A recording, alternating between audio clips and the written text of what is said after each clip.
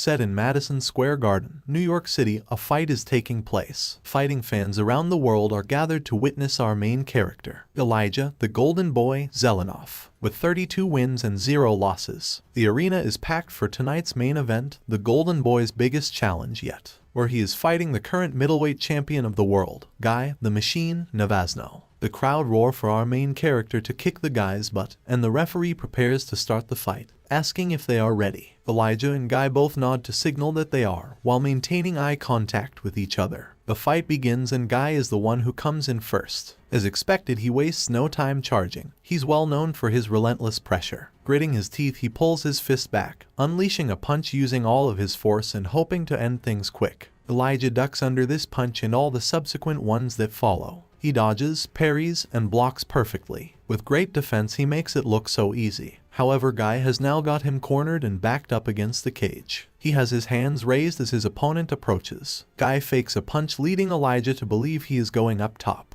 However, Guy immediately drops low and attempts to go for a takedown. Elijah sees this coming and cracks Guy in the face with a swift knee. Perfectly timed and with great force. Guy is left dazed and confused, looking like a drunkard who had won too many shots at the club. Elijah uses this as an opportunity to deliver a finishing blow, smacking his opponent across the face with a beautifully executed head kick. Blood splatters out of Guy's mouth along with his mouth guard. Just like that, the fight is over with an amazing performance from our main character. He cheers to the crowd while the referee checks the condition of Guy. Not long later, Elijah is declared the official winner and the new middleweight champion of the world. However, instead of using his nickname the Golden Boy, the referee calls him the Tomato Can instead. Elijah tries to correct the referee, angrily explaining his nickname is Golden Boy, but it is too late. Even his coaches are calling him Tomato Can, along with the news reporter that is documenting the fight, asking our main character how he feels about his performance. Elijah wonders what's going on and the whole crowd start to morph into tomatoes, chanting out repeatedly for their new middleweight champion, the Tomato Can.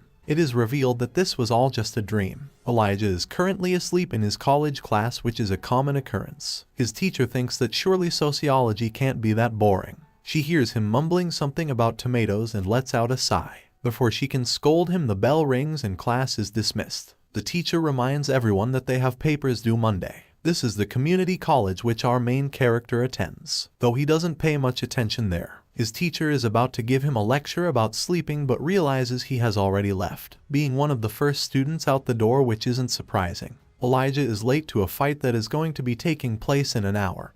He rushes there in his van while on the phone with his coach, who isn't happy about his tardiness. His fight is taking place at the Big Apple Beatdown 45, with a very special member spectating, the president and founder of Pancration Fight Club, Joseph Jericho, or JJ for short. As fights take place in the room, countless fighters are in the back warming up with the coaches, patiently waiting for their chance to prove themselves. Elijah's head coach, Damn John Claude, is intensely staring at his phone, hoping that Elijah makes it here in time for his fight. His wrestling coach, Van John Claude, is also here, commenting on how they should have scheduled a different date. Damn reminds Van that they couldn't miss this opportunity. JJ is in attendance tonight, so a win here could be Elijah's ticket into the big leagues. That's why everyone is fighting their butts off, desperate to show JJ their talent and make it big. It's just like Elijah to be late on an important night like this. Eventually he arrives and earns a scolding from Damn, who tells him to stop trying to balance fighting with the rest of his life. There's no point in even bothering with college. Elijah smiles, saying he only goes for the financial aid refund checks. He gets changed and starts his pre-fight ritual, looking at a photo of his father and trying to remain calm, telling himself that this is just a fight, over and over again. He asks that his father watch over him tonight. He is then interrupted by his coach, who says it is time for him to warm up. He does some pad work with Damn for a while until Van calls out for their attention, signaling for them to come over and gesturing towards the television. On the television is the scene outside, showing JJ clapping in the audience after watching a fight from the current middleweight champion. Another amazing performance. This is Zach, the Crusher, Hartley. With 25 wins and 1 draw, he is a fighter that our main character hates very much. He was beaten by him a total of 6 times and hates to be reminded of it. When it is inevitably time for Elijah to fight, he completes his pre-fight ritual by throwing up in a nearby trash can. At least he only threw up once this time. The fight commences with Elijah fighting a guy named Rico, already receiving a bloodied eye by getting hit with a straight right. The fight goes on with the two challengers trading punches with each other, which Dam and Van advise against, yelling from the corner that Elijah should go for a takedown. With only 90 seconds left, he needs to finish strong. In the fight game, guys like Elijah are known as tomato cans. With bad records and skills, they're considered easy wins. But Elijah has big dreams of making it big, and maybe even becoming world champion one day. Either that or he is going to die trying. Elijah takes the advice of his coaches and successfully performs a takedown on Rico, putting his entire body weight on top of him. The crowd boo and insist that the referee stand them back up. The commentator reminds the crowd that this is mixed martial arts, and takedowns are allowed. If they don't want to see fighters on the ground, they should come to kickboxing on Wednesdays instead. The bell rings before the takedown is completed, with the crowd still booing at our main character. However, by split decision, the judges declare him the winner of this fight,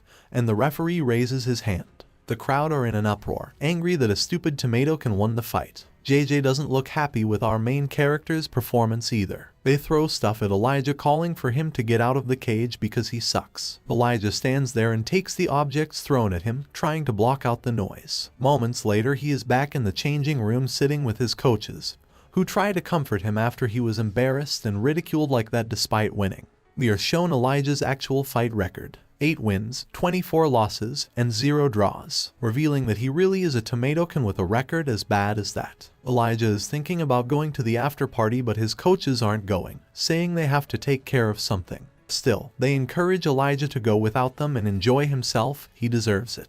Before leaving, they remind him that he showed a lot of heart today, and he shouldn't listen to anyone that says otherwise. Elijah thanks his coaches for being there for him tonight, watching them as they walk out the dressing room and leave. On their drive home, it is revealed that the coaches don't actually have anything to do tonight. They just didn't want to go to the after party with Elijah because they would have been a laughing stock. Van feels bad about leaving Elijah alone like that, but Dam doesn't seem to care as much, saying that if Van cares so much he should go back. After he says this, Van shuts up and remains quiet, knowing that despite feeling bad, there's no way he's going back to that after party. At the party is a bald guy named Gilroy Steinbeck, the promoter and founder of this venue. He shakes hands with JJ, thanking him for coming to the event this evening.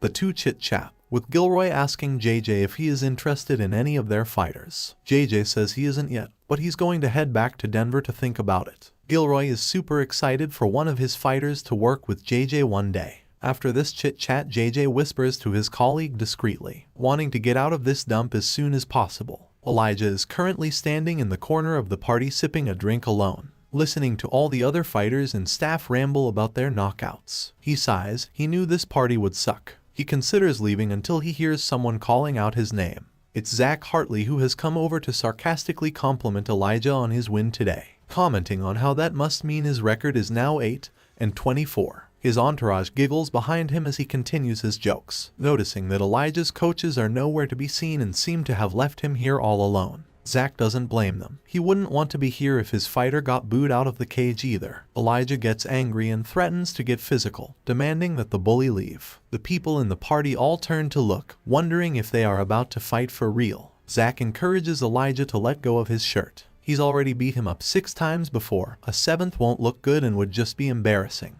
It seems like Elijah has calmed down as he lets go of the bully's shirt. However, he throws a sucker punch that lands clean on Zach's face, yelling out that the last time they fought was over 2 years ago, so he shouldn't act so cocky. Security rushes over to break them up. Angry that Elijah always seems to be causing trouble, the security are ordered to kick him out of the party. Zach and Elijah try to kick each other and break free of the security guards that are holding them back. Sometime later, the scene cuts to JJ, who has left the party earlier with his colleague Hank. Hank is pestering him about how they have a flight in a few hours and how their bodyguards aren't here, but JJ isn't listening and is too busy on his phone. They bump right into Elijah, who was kicked out of the party by security. He removes his hood and introduces himself, explaining he competed in the event this evening.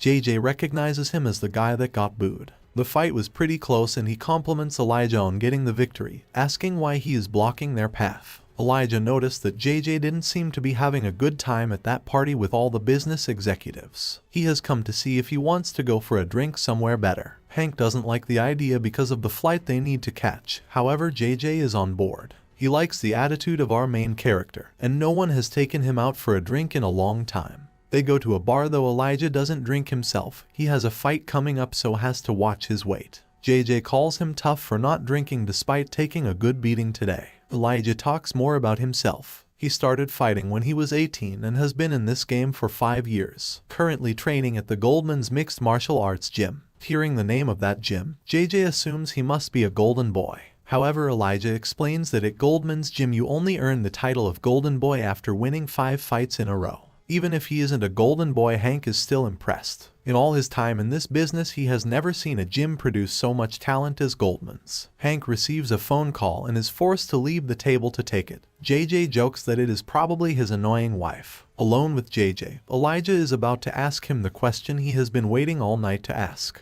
But before he can, JJ stops him. He already knows what Elijah wants. He's spoken to hundreds of guys before who all thought they were qualified to fight in the big leagues, and Elijah is no different. Because just like Elijah, they all sucked. JJ hates to be rude, but tells Elijah that he is not ready for the big leagues yet. Elijah already knows he's not good enough. However, he believes soon his coaches will turn him into a golden boy, allowing him better access to resources and good management. Then he will be able to train with some of the best fighters in the world. Once that happens, then JJ cuts him off, telling him to shut up. He sounds just like a telemarketer selling rubbish. That's not how things work around here, so he should stop fooling himself. It's simple. Either Elijah proves he can handle himself in the cage, or he fails. Fighting isn't a sport where you rely on your teammates to help you out. Once the cage door is locked, you are all by yourself. No one is going to save you, not your teammates or coaches. And if you're not ready for what's coming, then things will not end happily. Elijah speaks up, claiming he doesn't care about happy endings. He taunts JJ, asking if he is scared a bum like him will become a champion one day. JJ finds this cute, deciding to give our main character some advice. If he really wants to be a champion, he should look for a different gym. His coaches don't seem to be giving him the proper guidance. Elijah is shocked at this suggestion. His coaches have been by his side since the start. He has no intention of hurting them by leaving. JJ bursts into uncontrollable laughter, prompting everyone else in the bar to give him dirty looks for making a racket. He calls Elijah delusional for not wanting to hurt people. Fighting is a business full of hurt. Every time he steps in the cage, there is a guarantee that someone is getting hurt. Whether it be physically in the way of a knockout, mentally in the way of suffering a loss. This is the hurt business. Elijah of all people should know this after what he experienced today. Their conversation ends when Hank returns from his phone call, wondering what the two of them have been talking about while he was gone. JJ leaves Elijah with one more suggestion, asking if he is familiar with a television show titled "So You Want to Be a Mixed Martial Artist." The new season starts in a month and the winner gets a 7-figure contract to fight in the big leagues. If Elijah is really serious about being a champion, he should prove it. Ultimately, JJ doesn't care if he joins the show or not, but explains that he only has a week to decide. The next morning, the birds are chirping and Elijah is in deep thought about the television show, calling up Coach Van to discuss it. Elsewhere, JJ is on his flight with Hank, who is angry JJ offered that bum a place on the show when they have already picked the season's 14 fighters. JJ tells Hank to calm down, that bum hasn't decided yet and was probably caught off guard by the offer. JJ just wants to make a good example out of him. He's a tomato can with a bad record and crappy skills. There's no way he will become a champion, let alone compete in the big leagues. Arrogant fighters like him need to be taught a lesson for thinking they have what it takes. JJ smiles, saying that Elijah is going to be in for a rude awakening if he accepts the offer. Hank asks what he is going to do with him and JJ insists he isn't going to do anything. The 14 fighters Elijah will be going up against will do all the beating. He will soon learn what fighting at a high level is really like, and JJ can't wait to see the look on his face. 1 month later, a bunch of black vans pull up to a sports arena and park outside. This is the location where the show is taking place that will be watched by fight fans all around the world. The 14 contenders enter for the new season, all unsigned middleweight fighters who are competing for a 7-figure contract and the opportunity to fight in Pankration, the big league hosted by JJ. The fighters enter the cage in the McNichols Sports Arena, where they are greeted by JJ, who explains that this is where all of the fights will be taking place. They have all been given a unique opportunity to showcase their skills and prove they deserve a spot in the big leagues. The next 8 weeks are going to be their toughest challenge yet. They are advised to make good use of the resources available during the time they are here. The crew begin filming promotional videos for the fighters, starting with a guy named Joe on a 13-win streak with no losses. He believes he is going to win because he is an alpha male. His nickname is even GSM, which stands for Genetically Superior Male. The director is unimpressed. With brown hair and light stubble, his name is Craig, asking the meathead where all his clothes are. Next up is a guy called V-Cube. He is called this because his real name is super hard to pronounce. Vasily Vadimovich Vovchinchin. He's just grateful to be here and has been a fan since season 1. A third contender known as the Golden Eagle believes he will win because his horn said so, and his horn is magic and never wrong. A Brazilian fighter is here to represent his country and his people, making everyone back home proud. He may be small, but he makes up for it with skill, being a first-degree black belt in Brazilian Jiu-Jitsu, more than capable of handling stronger opponents. The next guy is a bit of a psycho, named the Great. He's not a fan of television and couldn't care less about this whole thing if he is honest. His only desire is to find strong fighters who are able to push him to his limits, that will take him to dark places in his mind as they beat each other within an inch of their lives. A place where he can find out if it's possible to get away with murder within the cage. The Great laughs, telling the director Craig that he was just joking about that last part. A ginger guy is the sixth contender, with a sour face and an unwelcoming expression. During his promotional video, he uses vulgar speech and swears repeatedly. He has history with the Great and can't wait to get his hands on him in the ring. It is revealed that none other than Zach Hartley is competing, the guy that was mocking our main character in the club. He's not worried and believes it's going to be easy for him to beat everyone else and leave with the cash. With everyone gathered in the cage, JJ explains that things are going to be a little different with this season of the show. Instead of the usual 14 fighters, they are going to add another. With a record of 8 wins and 24 losses, he believes that he is going to be the world champion one day. The contenders all burst into laughter at this new guy's pathetic record. JJ admits it is amusing, but this guy is one tough son of a witch. With 24 losses, he has never once been knocked down, knocked out, or submitted. Every one of his losses came by decision because no one has been able to finish him. Zach Hartley scoffs. Whoever this guy is, he sounds like a human punching bag. Upon thinking deeper, he realizes that this sounds oddly similar to someone he knows. He turns around, thinking there is no way it's true. Much to his surprise, the 15th fighter is revealed to be none other than our main character, Elijah Zelenoff. The rivals stand face to face, with Elijah asking Zach if he is surprised to see him here. Zach sniggers, asking whose booty Elijah had to kiss to get a place here. Elijah plays along with the condescending comment, saying he will tell him after he wins their upcoming fight. During his promotional video, he admits his record is bad, but he is here to prove that record is just a number. He states that Zach is an arrogant guy who is too scared to step foot in the ring with him.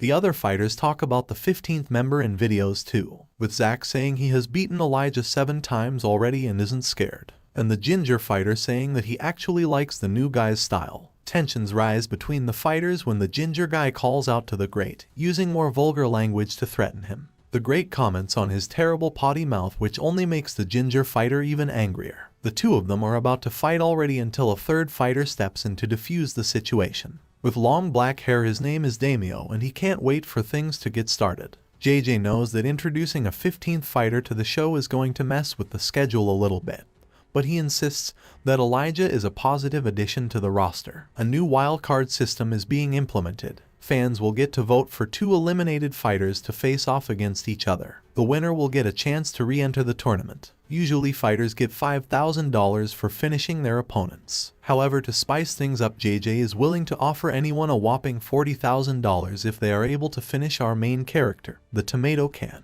8 times the original amount because he has never been finished before. Elijah had no idea JJ was planning this, just like that he has become the #1 target for all the contenders, with all of them eager for a chance to win that money. A flashback from earlier today shows Elijah being driven to the arena by his coaches, admitting he is nervous about doing the show. Dam encourages him to keep his thoughts positive, asking where all his spirit has gone. They have spent a whole month preparing for this, training super hard. Fan and Dam both believe in him. Elijah thanks his coaches for all they have done for him, sticking by his side even though he keeps letting them down. This time he promises to make them proud. When he makes this promise, Dam's face turns sour as this isn't the first time he has said something like that. After dropping Elijah off and saying goodbye, Dam reveals that he doesn't think Elijah stands a single chance of winning this thing.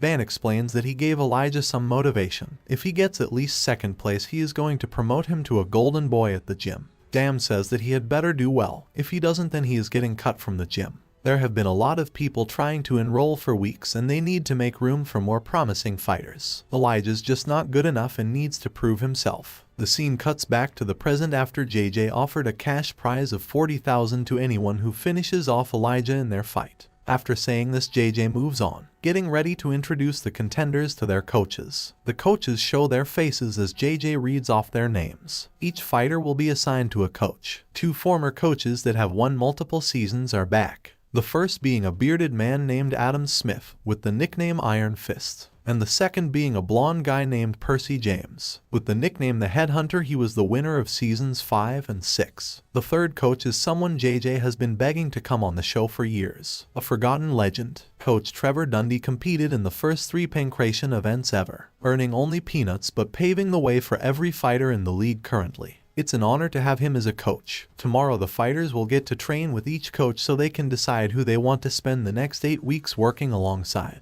After coach selections have taken place, the first fight will be announced. The fighters are dismissed and start talking amongst each other. Elijah is approached by V-Cube, who speaks to him in Russian. However, Elijah doesn't speak Russian and so can't understand him. V-Cube tells him not to worry. While they are here they can be friends and he will teach him as much Russian as possible. The two shake hands while Coach Trevor Dundee watches them closely from afar. While on the TV show, the fighters are all staying inside a fighter house, a glorious mansion with a fountain outside. Some of the fighters film videos expressing how nice the place is, with a pool, library, and a kitchen bigger than most of their houses. They wish they could show their wives and kids. The fighter house is definitely a big motivation for them to work hard. Unfortunately for Elijah, since he was a last-minute addition, there are no other rooms available for him. He has been given a bed in the pantry to use with a bathroom in the basement. The pantry is full of tomato cans, which makes Elijah think this must be some sort of joke. On camera he tells people he isn't bothered. This is a mission, not a vacation. Besides, it's better than his real home and he doesn't have to share a room, so it's a win-win. When Zach sees the room Elijah has got, he bursts out laughing, telling the camera that it is hilarious that Brat gets to sleep with the other tomato cans where he belongs. Many of the fighters are getting along, toasting to the TV show and calling for the best man to win. They sit down and drink. V-Cube is worried about our main character, noticing that he didn't seem too happy before. GSM tells him to cheer up, stating that Elijah is probably just worried about the bounty that has been placed on his head. Elijah can hear them all above him while he tries to sleep. They're acting friendly, like they won't all be fighting each other soon. Elijah knows he doesn't have the luxury of taking this easy. He can't afford to let everyone down again by failing, especially his father, who he wants to please the most. The next day the fighters are getting trained by the coaches and are sparring between one another. The coaches stand on the sidelines with their clipboards, taking notes and giving pointers on proper technique. V-Cube decides to choose Percy as his coach. However, he doesn't like how Percy and Adam both ignore the fighters they aren't interested in. Elijah experienced this firsthand, with both Coach Percy and Coach Adam not paying any interest in him. V-Cube doesn't like that attitude and thinks the coaches should care more about the fighters. Elijah goes to sit alone on a bench, feeling like no one wants to work with him here. He wonders what is even the point if the coaches won't bother to train him. It's all because of his stupid record, with 3 times as many losses as wins. It has always held him back and followed him everywhere, like a credit score. While he holds his head in frustration, he hears footsteps coming towards him. A voice asks why he is so down. It's Coach Trevor Dundee, who explains only 2 fighters even bothered to come to his training session, so he is low on recruits. Before long, training is concluded and the fighters are asked to choose their coaches. Elijah goes with Coach Trevor. He was the only coach that actually approached him and offered help. Coach Adam and Coach Percy are both arguing, with both of them wanting the great on their team. He's hot stuff and Elijah knows the coaches must think of him as a clear winner if they are willing to argue over him.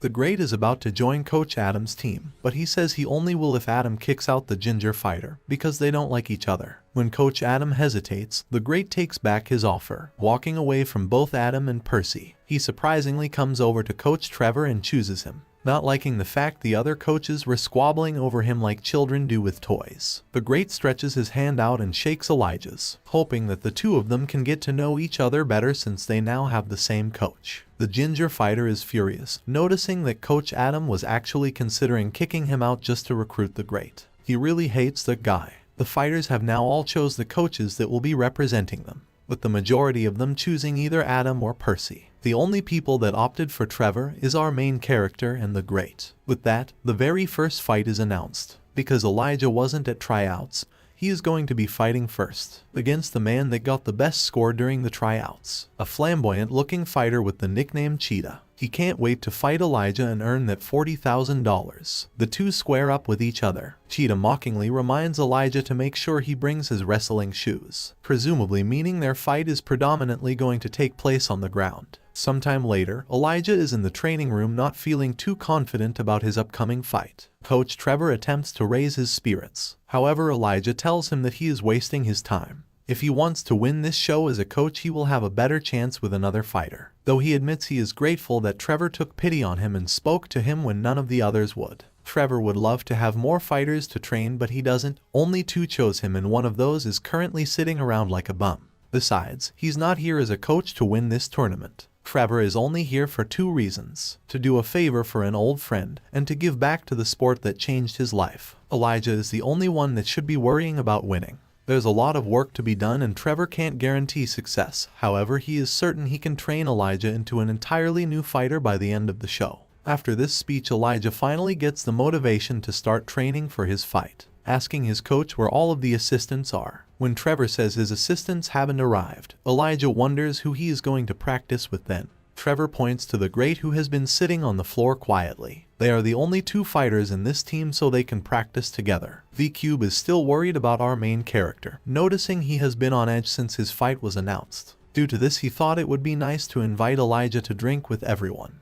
Though while everyone else is socializing, Elijah has just been sitting on the couch alone. Eventually, he is approached by a fighter, who surprisingly only has 1 arm. His name is Mario, and he shakes Elijah's hand. While they shake, Mario notices that Elijah is looking really intensely at his arm. He assumes he is curious about how he lost it, but Elijah is actually more interested in the fighter's tattoos. On his left arm is a shooting cannon, and on the right some explosives. He got them after getting 8 first-round knockouts, because his fans always say he has explosive power. Usually people ask Mario about his missing arm when they first meet him, but not Elijah. Elijah says he doesn't care. If Mario has made it this far, then he must be just as dangerous as everyone else here. Either way, he isn't going to hold back if the 2 of them end up fighting in the future. Their conversation is interrupted by V-Cube, who wants to give Elijah a warning concerning his upcoming fight with Cheetah. He's a dirty fighter who will do anything to win, so Elijah should be careful. During tryouts, he acted like he wanted to touch gloves with his opponents. Upon getting close enough, he then performed a double leg takedown to win the fight in 30 seconds. The good old fake glove touch is a classic. Elijah is surprised that there are still fighters out there who fall for it. That's not all Elijah needs to worry about though. Cheetah is also a Division I All-American freestyle wrestler, a monster on the ground.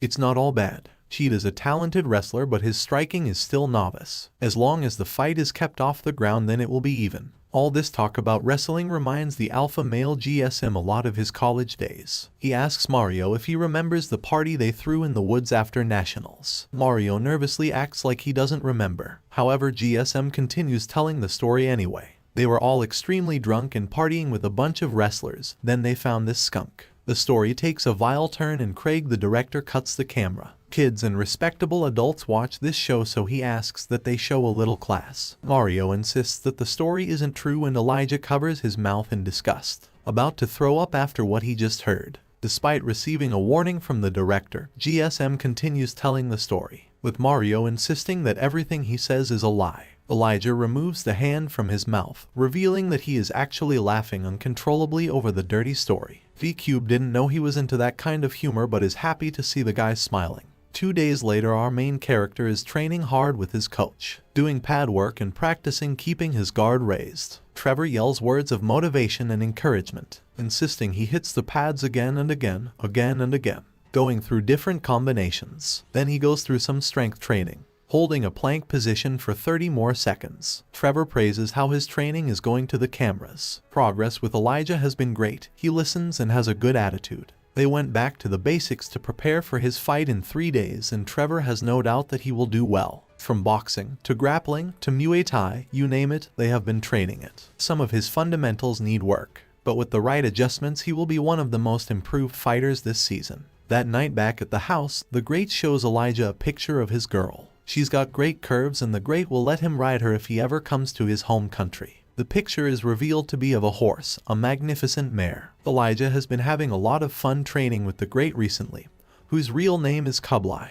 Elijah thinks he is a cool guy. Coach Trevor has cancelled their training session tomorrow and neither of them have a clue why. While walking through the house they notice everyone gathering around the pantry. V-Cube turns to Elijah to inform him that someone has vandalized his room. A look inside reveals that the tomato cans have been opened. Someone has written his record of 8 and 24 on the wall as an insult. The fighter daimyo goes on camera to say that whoever did it is extremely immature, whereas another fighter thinks such an occurrence is to be expected. Putting dudes in a house together without their phones was bound to cause trouble. Elijah walks into his room to see the mess it is in. Noticing his bag of belongings on the floor, he approaches and unzips it to look inside. Upon opening the bag, his eyes grow furious. With his teeth gritted, he demands to know who is responsible. His first thought is the scumbag Zach Hartley, who is currently playing pool with Cheetah. Cheetah jokes that he is so good he should quit fighting and play pool professionally. Zach just tells him to shut up. That's when Elijah storms into the room. His face clearly shows that he is not happy and he is ready to confront Zach for what happened in his room.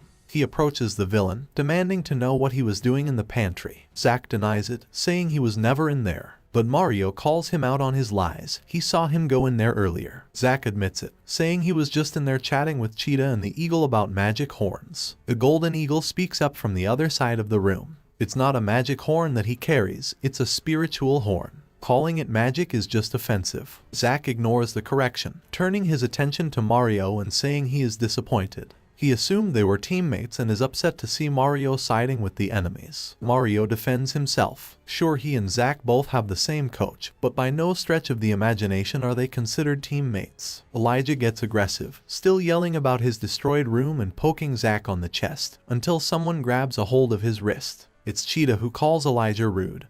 Did his mother not teach him not to point at people like that? The cameras zoom in and everyone watches this confrontation closely. A conflict between the first fighters is considered good TV. Elijah tells Cheetah to let go of him. His issue is with Zach, not him. He shouldn't worry though, as he will get his booty whooped in the cage soon anyway. In response to this, Cheetah squeezes Elijah's wrist harder, with so much strength that Elijah's face turns from confidence to shock. Cheetah is looking forward to their fight.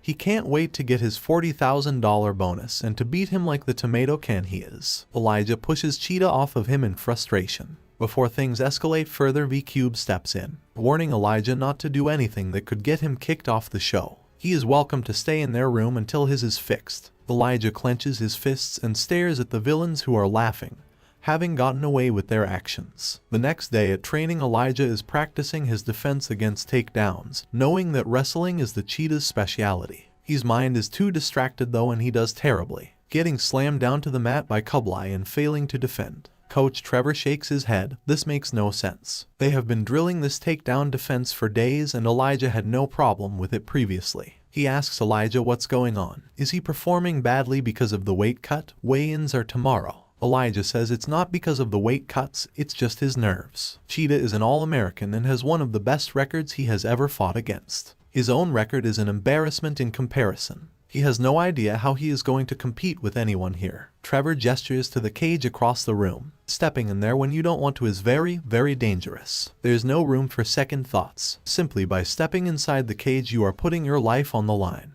If he is that nervous, Trevor will have to call off the fight for his own safety. However, Trevor doesn't think he needs to do that.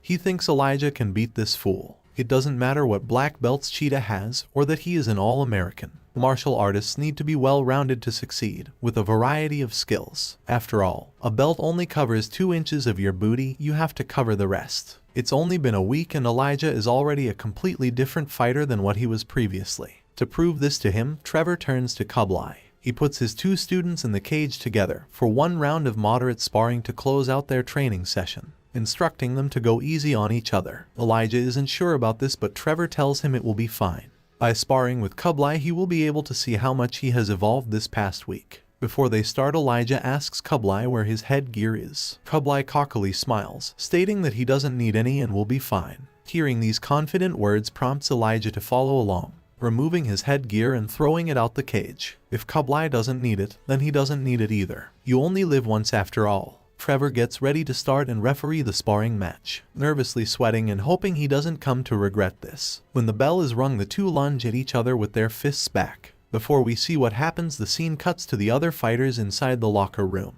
It's Cheetah, along with Coach Adam and Zach Hartley. They are warming up while they wait for the training room to be free so they can enter. Zach is giving Cheetah some good advice. Having fought our main character 6 times, he knows all of his usual combos and how to counter them. Coach Adam admits that Zach's advice has been of great help in preparation for this fight. Though in the locker room he is getting annoyed waiting around for the training room to be free. The fighter he sent to check if Coach Trevor was finished yet comes running in with a smile on his face. He tells Coach Adam to hurry and come take a look what's happening there. It's Kublai and Elijah. Their sparring match is in full motion, with the two of them beating the life out of each other. Elijah throws a right jab followed by a left uppercut, with both of these attacks being avoided smoothly by Kublai. Kublai then taunts our main character, telling him that he should be able to do much better than that. Elijah attempts to close the distance, missing another punch and instead going for the takedown, grabbing his opponent's leg. He thinks he has got it, but he is immediately struck in the face with Kublai's other knee. To make it even more painful,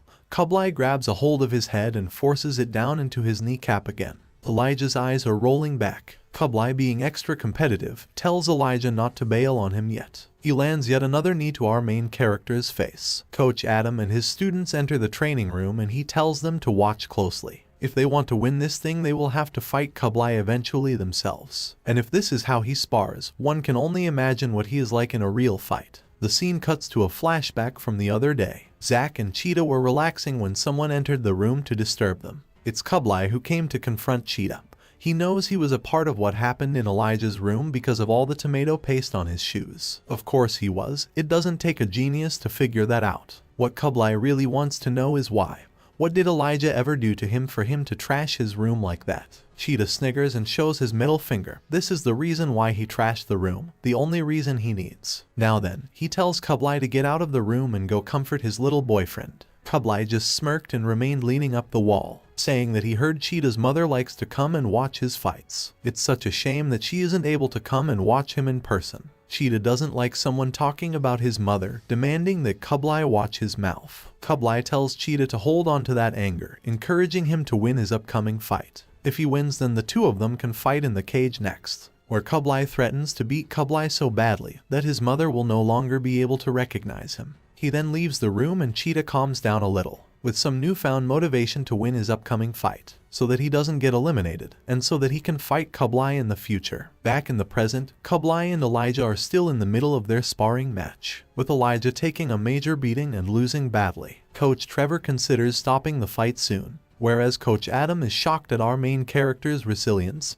He really is tough. Elijah has still got a little fight left in him, swinging his leg into the air and attempting to hit his opponent's head. As Kublai gets ready to counter, Coach Trevor sees an opening in his defense, yelling out to Elijah and telling him to hit a double cheese and mayo combination. Elijah listens to the instructions of his coach, hitting Kublai with the double cheese, a punch straight to the face, and the mayo, a kick to the calf, sending Kublai stumbling to the floor after the combination successfully lands. The spectators all have surprised expressions, with Coach Trevor just happy it worked and that he didn't have to end the fight. It's clear Elijah paid close attention during his training, remembering the double cheese and mayo code and what it stood for. Kublai stumbles to his feet, admitting that he wasn't expecting that shot. Elijah is a lot better than he had expected and he wasn't taking him seriously enough. However, now Kublai has realized his mistake, promising to give Elijah his full attention for the rest of the fight. Kublai's next punch is dodged, but he also managed to grab Elijah's leg, flipping him and slamming him onto the ground with great force. Some of the watching fighters think that this fight should probably be stopped now, or else Elijah could get injured right before he is supposed to fight with Cheetah. Kublai pounds Elijah, who lays on his back with his hands up to protect his face. Seeing an opportunity, he kicks Kublai in the stomach to get him off of him. Kublai stumbles backwards until he regains his balance and firmly plants his feet to the ground. Before Elijah can get off the ground, he pounces forward, swinging a brutal leg kick right at his head. The kick just about misses its target, with the spectators now getting a little worried. Soccer kicks to the head like that aren't allowed while the person is on the ground. Yet Kublai doesn't seem to care about the rules, coming in for another kick as everyone watches in anticipation. Coach Adam knows if he lands a head kick like this, there is no way Elijah would recover in time for his upcoming fight. Luckily, Coach Trevor steps in at just the right time, blocking the kick before it puts our main character in hospital. He ends the fight here, congratulating the boys on doing a good job. Kublai looks annoyed that the fight was stopped prematurely, giving his coach a dirty look and turning around to storm off. Before he does, Coach Trevor gives him a tip, telling him not to lower his guard so often next time because it's dangerous. Coach Trevor then turns to Elijah, about to apologize for making him spar. He didn't expect it to go that way. However, it is revealed that Elijah is actually happy despite being beaten to a pulp. He's so happy he managed to knock down Kublai with the double cheese and mayo combination. He feels so good that his nerves have gone and his confidence has been restored. Meanwhile, Kublai is in the locker room with the lights off, replaying the fight in his head. Coach Trevor really knows how to block a kick. When he did, he left a huge bruise on the side of Kublai's leg. Then Kublai realizes something. The bruise is on his right leg, which was kicked by Elijah. The kick the coach blocked was his left leg. That means the bruise is from Elijah. Kublai smiles, not realizing our main character was that strong. He's going to be keeping a close eye on him from now on. It's the day for the official weigh-ins for the fight between Elijah and Cheetah. Cheetah comes in at 179 pounds, 6 pounds underweight. Zach thinks this will put Cheetah at a disadvantage. However, Coach Adam doesn't think it will matter, especially with the damage Elijah took in his sparring match yesterday. Craig, the director, asks Elijah how he feels stepping on the scales. At a weight of 186 pounds, he says that he feels amazing. He just barely made weight, with Trevor joking that he almost broke the scale up there. Kublai comments that it is probably because of all the energy drinks he's been drinking. Hearing that Elijah has been drinking energy drinks while trying to lose weight makes the coach furious. He's lucky the TV show allows fighters to be 1 pound overweight. If this were a title fight, it would be cancelled right now. JJ calls the competitors together for a face-off shot, telling them to square up with each other. He holds them apart, making sure they don't touch each other. They will both have plenty of time to touch each other tomorrow. The competitors both give JJ a weird look when they realize how weird what he just said sounds. Later in the fighter house, Elijah is fixing up something using tape, being extra careful. It's the photograph he has of his dad that was damaged when his room was messed up. He has a tough fight ahead of him and needs his dad to watch over him. A win here will bring him one step closer to becoming a golden boy and getting a championship belt. As for the villain Zach, Elijah vows to get him back for what he did. He swears it to the photograph of his father. It's the day of the fight and the locker rooms are busy. Cheetah is practicing his wrestling. His coach Adam thinks it's going to be the easiest fight of his life, and also the easiest $40,000 he has ever made. He's an all-American wrestler, and that tomato can is nothing but trash. Cheetah takes a deep breath. He's ready for this fight and to whoop Elijah's buttocks. The rest of the fighters are gathered in the arena, finding it kind of weird fighting in a place without any spectators chanting and cheering. Still, it's better than being harassed when walking to the cage. Mario has already taken his seat near the front, seemingly concerned about something and in deep thought. V-Cube and some other fighters approach him and ask what's wrong. He says that he's a little worried about Elijah. The security wouldn't let him into the locker room to check on him. V-Cube explains that Mario wasn't allowed in there because he is with Coach Adam, so technically he is on the enemy's side. V-Cube and the others had no problem getting in and checking on him though. Mario asks them how Elijah is doing. They remember seeing him shaking like crazy just moments ago, so worried he could barely sit still to get his hands wrapped. GSM is about to tell Mario how scared he seemed in the locker room. However, V-Cube cuts him off, lying by saying that Elijah is doing fine, not wanting Mario to worry any further. First to step out is Cheetah and his team, carrying an empty bucket and a case full of ice and supplies. Cheetah has a determined gaze, with his eyes on the prize, whereas Elijah is still in the locker room digging through his bag, desperately looking for something. He can't find his mouth guard anywhere, thinking he must have left it back in his room like an idiot. His team immediately hear this and Coach Trevor scolds him. What kind of fighter forgets their mouthpiece? Luckily, Kublai bought his special mouth guard along with him that he wears to watch fights. He says he has different mouth guards for all different kinds of situations. For watching fights, walking in the park, horse riding,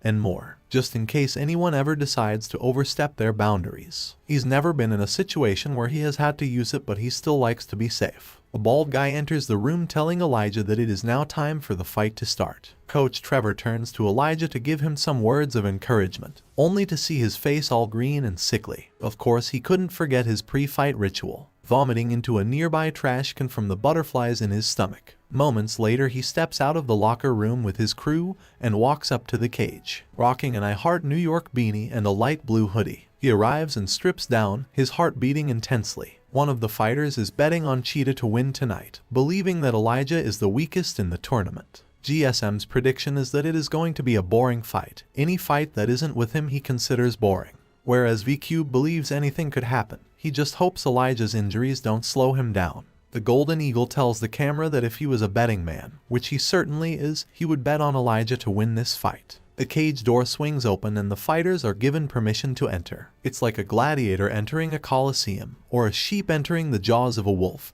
depending on how much you believe in our main character. Cheetah has a confident smile. At age 25 he is 6 foot tall and 179 pounds from Nevada. Elijah is 23, 6 foot 3, 186 pounds from New York City. This fight is going to consist of 2 5-minute rounds. If it ends in a draw, then a third round will take place to decide the winner. Elijah taps his gloves together and performs a little jump to get himself loose and warmed up. Cheetah, on the other hand, is much more extravagant, shadowboxing the air and tapping his feet back and forth repeatedly. He assumes his fighting stance and the gate to the cage is locked behind the two fighters. The officials take their seats to watch the fight, with JJ taking special interest. All the talk is over now, and it's time for him to see if Elijah can actually back up his dreams. The referee begins the fight and Cheetah immediately starts by raising his hand in the air, trying to touch gloves before they start brawling. Despite being warned about this cheap trick, Elijah still raises his hand and goes to touch gloves. Cheetah waits patiently as his opponent gets closer and closer to him with his guard down. When they are right next to each other, Cheetah calls Elijah dumb for falling for his glove touch trap. However, before he can go for a takedown, Elijah has already swung his fist, landing a straight left-right on Cheetah's cheek. Cheetah loses his balance and wobbles from surprise. With Kublai's neon mouth guard in his mouth, Elijah asks Cheetah if he thinks he is stupid. There's no way he was going to fall for that. A pre-fight interview with Cheetah shows him bragging about being the fastest fighter ever. That's why he is called Cheetah. He can't be stopped when he is in the zone. People often call him a dirty fighter, but he doesn't believe there is such thing. Only winners and losers. Yet here he is on fight night getting proven wrong. He attempted a dirty trick and it backfired because our main character was able to move much faster than him. Cheetah's corner have sour faces, whereas Elijah's corner have faces of relief. They really thought he was about to fall for the glove trick. The fight continues with Elijah dodging one of Cheetah's punches, only for his eyes to grow wide when he sees the attack coming in next. 2 fingers aimed straight for his eyes, which he avoids by leaning back, trying to comprehend if this guy really just tried to poke him like that. More punches come in, with Elijah doing well to dodge and block accordingly, though right now he is just playing defense. Cheetah sees an opening for a takedown and immediately takes it without hesitation, grabbing a hold of Elijah's legs and throwing him to the floor. He keeps a hold of them and tries to mount him in a favorable position. However, Elijah does well to defend from the ground, kicking his opponent off of him and returning to his feet as soon as possible. The officials are impressed, seeing our main character has improved from his last fight. It's no easy feat to defend a ground attack from an all-American wrestler. Mario watches closely, still worried, hoping his friend will be able to keep up with Cheetah's pace. They don't call him that for nothing. Upon getting up, Cheetah throws another punch. Then right away he runs in trying to get another takedown, desperate to get this fight on the ground. Elijah avoids having his legs grabbed again by jumping into the air and out of the way. That was way too close. If he gets taken down this early into the round, he is going to be in trouble. Cheetah rushes in again, still aiming low, really going for his 3rd takedown in a row. However, it is revealed that he was just faking the takedown, and instead lands an overhand punch. After getting tricked like that, Elijah gets frustrated and attempts to throw a leg kick. This turns out to be a really bad and sloppy move. Cheetah is able to grab a hold of his foot in the air. With this leg he charges forwards, sending Elijah crashing into the back on the cage with nowhere to go. Cheetah knows he is winning and has a cheeky smile. Coach Trevor shouts out to Elijah from the corner, telling him not to panic and to just circle out to get his back off the cage. Elijah does panic though. He starts throwing punches and kicks like crazy, desperate to get back to the center of the cage. These wild attacks just give Cheetah another chance to get a takedown, with Coach Trevor ordering Elijah to stay on his feet. The two struggle within each other's grasp. Coach Adam yells out for Cheetah to complete this takedown, as it will for sure guarantee them a quick victory. Cheetah is struggling though. Elijah's takedown defense is much better than he thought it would be. Plus, Elijah's corner is giving him good advice, like Kublai, who encourages Elijah to use his elbows. He does just that, smacking Cheetah in the side of the head with his bony elbow repeatedly. Cheetah curses Kublai for giving his opponent advice like that. The elbow strikes make him angry, giving him the strength to pick Elijah up by the legs and throw him to the ground in rage. The spectators' faces drop when the fight is taken to the ground. Cheetah unloads a bunch of punches on Elijah like a machine gun. They bounce off his face and he is in bad shape, with his opponent on top of him and his world spinning. Trevor yells out, Elijah needs to get off the floor and out of there immediately. However, Cheetah isn't going to let him go anywhere, serving him an elbow to the skull to get revenge on all the elbows he received earlier. Elijah gets a hold of Cheetah's arm and grabs on tightly. If he's not going to let him get off the ground, then he is just going to hold on until the round is over. Cheetah repeatedly picks himself up and throws himself back down, trying to get Elijah to let go by smacking his head off the ground. Elijah proves himself to be quite the persistent fighter, repositioning himself and waiting for an opportunity to counter as Cheetah tries to get him to let go. Everyone is gobsmacked when Elijah manages to pull off a triangle choke. To beat a wrestler on the ground like this would be crazy. A triangle choke is a type of submission where both legs are used to apply pressure. This pressure constricts the blood flow to the brain until the victim passes out. Coach Trevor watches his student closely, impressed he was able to pull this off. The choke gets tighter and tighter, with Cheetah not being able to hold on for much longer. Mario leans forward, certain his friend is going to win. That's when adrenaline kicks in for Cheetah. Still in the triangle choke, he lifts Elijah into the air and smacks him down onto the ground. His head smacks against the canvas and Trevor tells him to abandon his chokehold now. But Elijah remains persistent, thinking he still has a chance at a submission. He's wrong though, and Cheetah rocks his head against the canvas yet again. The officials can't believe Cheetah came in 6 pounds underweight yet is able to throw Elijah around like this. He has now escaped the triangle choke, climbing up to Elijah's face and placing his thumb over his eye. He almost lost just then, and he won't allow that to happen again. He pushes his finger down until blood is spilled, with Elijah's corner calling for the referee to do something, because using your fingers like that is against the rules. The referee scolds Cheetah, telling him to watch his fingers, but the damage has already been done. Cheetah's entire hand is blocking Elijah's nose and mouth as he desperately struggles to breathe. Cheetah is confident this is the end, telling Elijah to get ready to go to sleep. We get a short summary of Cheetah's backstory, how he came to be in this TV show today. His father died when he was 6, as an only child that left just him and his mother growing up. They never struggled financially, but his mother never seemed happy. It's as if she never looked forward to anything and had lost the will to live. When Cheetah began wrestling, things started looking up. His mother became obsessively involved in his wrestling career, never missing a match. Finally, she had something to look forward to and a reason to live, her son's success. When he made the transition over to mixed martial arts, she was very supportive. Not only was she his manager, but she was also his biggest fan. During a promotional video, he reveals that this will be his first time fighting without his mother present. It sucks, but he knows she is watching at home. That's why he can't lose in his fight against Elijah. No one respectable would ever want to lose with their mother watching. With Cheetah attempting to put Elijah to sleep by covering his mouth, Elijah tries his best to control his breathing. The officials call this a dirty strategy. However, it's a legal move, so in the end it is okay. Elijah needs to get out of this quick, or else he will be too exhausted to go on. The look of Cheetah's smug face gives him the motivation to fight back, punching him in the liver. Not just one punch, but multiple punches are sent into the sides of Cheetah's body while he tries to keep his hand over his opponent's mouth. Angry, he starts throwing some punches himself, smacking Elijah right in the jaw. Coach Trevor can see that his student is getting mauled out there, and the injuries he endured yesterday aren't doing him any favors either. If this continues, Trevor thinks he will have no choice except to throw in the towel and stop the fight. Kublai can see that Trevor is considering it. The alpha male GSM starts booing from the crowd,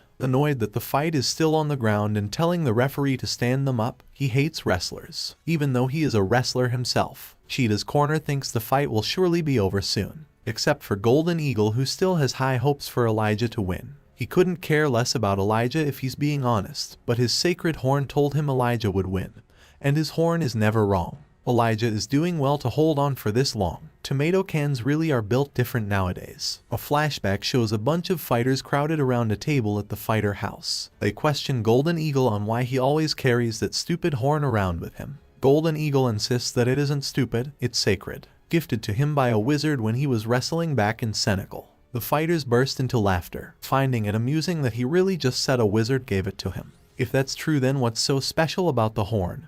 What exactly does it do? Golden Eagle explains that it protects him, giving him luck before every fight, and helping him to predict the victors of other fights to make money betting. This just makes Cheetah laugh more, calling Golden Eagle a gambler with a dumb ritual. Not liking these insulting words, Golden Eagle threatens to use the horn to predict how Cheetah's fight will end with Elijah. Not believing in some stupid wizard's fancy horn, Cheetah plays along to see what the horn thinks. When the horn says that Cheetah is going to lose, he looks mildly worried. However, he hides it by laughing and calling the horn nonsense. Golden Eagle says that it isn't nonsense, whatever the horn says is always right. After this conversation, Cheetah went inside with Zack, unable to comprehend how the horn could think he is going to lose. It's not that he believes the horn, it's just that he feels insulted. Zack comes up with an idea to help Cheetah feel better, and this is when the two of them snuck inside Elijah's room and trashed it. They painted the walls with tomatoes and Cheetah poured a whole can inside of Elijah's bag, which made him feel much better. That's when he found the picture of Elijah and his father inside the bag, the one he looks at before every fight. He cruelly tore it in half, leaving it inside the bag with all of Elijah's other stuff that had been ruined. Back at the fight in the present, Cheetah taunts Elijah while beating on him, hoping he enjoyed the present he left behind in his bag. Hearing it was Cheetah who did that to the photograph of his father infuriates Elijah. He punches Cheetah in the face, going into Butterfly Guard, surprising the spectators who had no idea he had the strength to keep going. Butterfly Guard is a guard that is used when the opponent is on top. It disrupts the base of the fighter in the top position, throwing them off balance. In an attempt to keep his balance, Cheetah grabs onto Elijah's gloves, which is an illegal move. Elijah is about to tell the referee, and Cheetah is about to punch him in the face to shut him up. It doesn't matter though because a horn is sounded. The first round has ended and the referee calls it. However, that dirty scumbag Cheetah doesn't listen, striking our main character in the face after the round had already finished. Elijah's corner is furious, while the spectators are shocked. What a dirty fighter. The referee threatens Cheetah with disqualification if he pulls something disgusting like that again. The fighters go to their corners for a quick break before round 2. Cheetah knows he definitely won that round, but he's mad at himself as he hasn't been able to finish his opponent off yet. He remembers what that dumb sacred horn said about him losing, which makes him nervous. In the midst of his worries, he hears a supportive voice calling out to him, telling him that he can do it. It's his mother's voice from inside his imagination, cheering his name and encouraging him to keep pushing. He snaps back to reality with Coach Adam screaming in his face. He shouldn't let this go to a judge's decision and should finish things in this next round. Cheetah knows his coach is right. He needs to finish things this round and prove Golden Eagle's sacred horn wrong. He reckons his tomato can opponent is probably exhausted by now. Looking over to that corner, Cheetah notices Kublai staring him right in the face. From behind the fence, he's like some kind of ghost from a horror movie. His eyes are unwavering and unblinking. Cheetah wonders why on earth this guy is staring at him. Another flashback shows that after his sparring match against our main character, Kublai went to visit him to apologize for being too aggressive. However, no one answered when he knocked on the door. He knows he went too far by trying to kick Elijah in the head like that. He even overhears the other fighters talking about it. They felt like they were watching a soccer game, it was so crazy. Mario expressed his concern to the others. Who knows what would have happened if Coach Trevor hadn't stepped in. Kublai could have gone off the rails just like that one time in Japan. Kublai secretly listens to everyone talking about him. GSM defends him by saying there is nothing wrong with sparring rough. Sometimes you have to go to war in the practice room. However, the other fighters disagree with GSM and agree with Mario, especially the ginger fighter who calls Kublai a psychopath that should be banned from the sport. With no honor, he's not a true martial artist. Kublai has had enough of hearing them complaining and smiles, about to walk off. That's until he hears someone else defending him, none other than Elijah himself. He tells the other fighters that it was just an intense sparring session and nothing more, calling Kublai a good training partner that always encourages him to try his best. The ginger fighter loses interest in the conversation. It's not like it was him that got beaten up. He just says one last thing, warning Elijah to watch himself around Kublai in the future. Otherwise it won't end well for him. Elijah smiles, saying he will take his chances. The other fighters whisper to each other, thinking Elijah must have a fetish for getting beaten up or something. Back in the present, Kublai is still staring at Cheetah from across the cage. His eyes psychopathic. Zack blocks Cheetah's view of the weirdo, stepping in front of him and telling him to stay focused. There's still another round. Meanwhile, Elijah is getting his wounds treated in his corner, annoyed that his opponent keeps fouling him and the referee is doing nothing. Coach Trevor knows it isn't fair, however Elijah needs to keep fighting. He's down a round so needs to do better, keeping the fight on his feet and mixing up his combos. The spectators can tell how bad of a shape Elijah is in, commenting on how his sparring match with Kublai yesterday messed him up real bad. Kublai is still standing around outside the cage until Coach Trevor orders him to get inside now and bring Elijah some water. He does as he is told. The officials gossip, thinking that Elijah doesn't stand a chance and that he will get finished in the second round. While giving Elijah some water, Kublai suggests a plan that he came up with, thinking it will give Elijah a better chance in the second round. Trevor actually likes the sound of this plan, thinking it is their best chance at winning. The next round is about to start. With little time, Coach Trevor just tells Elijah to follow Kublai's plan this round. Elijah and Cheetah step back into the center and the second round is started by the referee. Elijah starts aggressively, throwing multiple jabs that are all dodged by Cheetah. A counter-attack is then delivered, landing perfectly in the middle of Elijah's nose. Cheetah calls him worthless, coming in for another strike which also lands perfectly. Feeling confident and cocky, Cheetah gets ready to take the fight back down to the floor for some ground and pound, until Elijah comes out of nowhere with an uppercut, an attack that Cheetah barely manages to dodge and definitely wasn't expecting. Cheetah knows that was too close. If that uppercut had landed, the fight would have been over then and there. In the midst of Cheetah's panic, Elijah has the time to throw another punch, which hits his opponent in the face. A kick to the left calf completes the combination. The good old double cheese and mayo. Cheetah is furious, resorting back to fighting dirty again, poking him in the eyes to try and get the advantage. It doesn't work and Elijah kicks him again, this time on his left hamstring, which knocks Cheetah down to the ground. The crowd gasp. The first knockdown of the fight was delivered by Elijah, meaning he is currently winning this round. Cheetah sweats, knowing that if this happens then they will have to fight in a third round. He needs to take this fight to the ground soon. It is revealed what Kublai's plan is for the second round, the one they discussed during the break. Cheetah always takes a wide stance when he goes for a takedown, meaning he is unable to dodge or block leg kicks at that time. Since Cheetah relied on takedowns and wrestling heavily in the first round, he predicted that he would do the same in the second.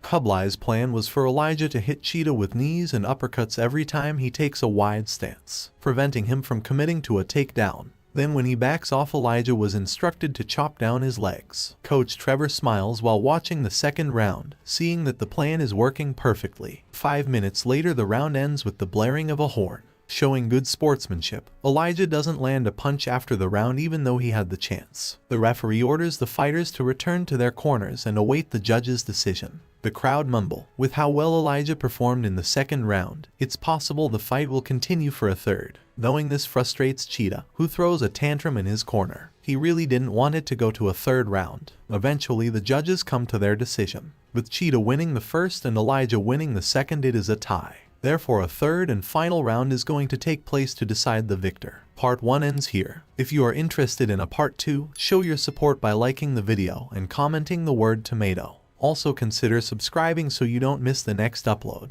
Thank you and take care.